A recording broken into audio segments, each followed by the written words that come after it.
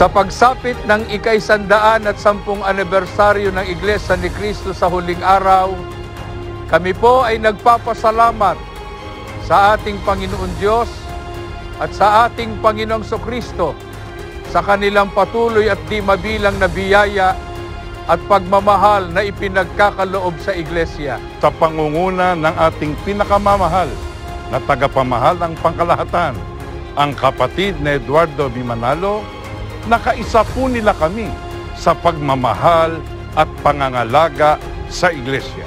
Patuloy po naming patitibayin at patatatagin ang mga kapatid sa pananampalataya. Aakayin ang mga kapatid sa malinis at banal na pamumuhay. Patuloy na ipapalaganap ang mabuting balita patungo sa kaligtasan. Patuloy na magtuturo ng katapatan sa pagsunod. Isusulong at itataguyod ang lahat ng gawain sa Iglesia sa ikapagtatamo ng pangakong kaligtasan.